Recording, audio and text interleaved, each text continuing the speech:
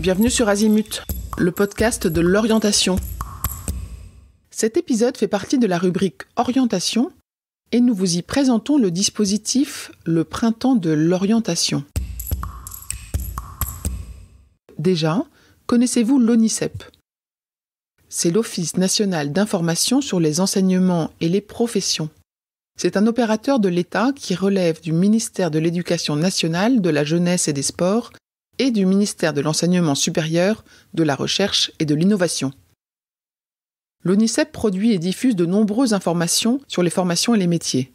Il propose aussi des services aux élèves, aux parents et aux équipes éducatives. Et c'est donc l'ONICEP qui propose aux élèves de seconde et de première chaque année le Printemps de l'orientation. L'objectif est de les aider à tester ou à trouver des idées pour leur orientation, de rechercher des informations, d'échanger avec des professionnels et des étudiants.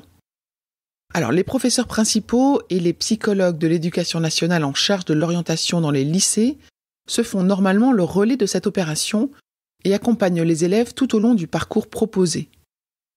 Alors, quel est ce parcours ? Il y a 3 grands temps forts à retenir. En février, les élèves sont invités à réaliser un test de positionnement avec les professeurs qui les guident.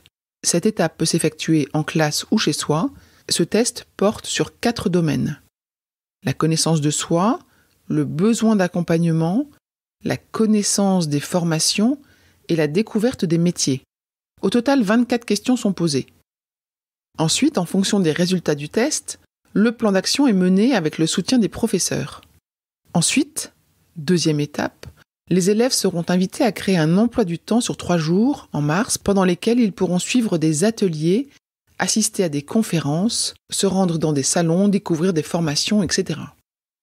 Ces journées constituent le cœur du dispositif du Printemps de l'orientation. Elles ont lieu en mars, les dates sont indiquées sur le site et nous mettrons le lien dans les notes de cet épisode. Dernière étape en avril. Une fois le test et les activités effectuées, les lycéens auront découvert plusieurs métiers et formations. À ce moment-là, il est conseillé de réaliser à nouveau un bilan pour vérifier si cela aura permis de progresser dans les orientations à donner à ces études.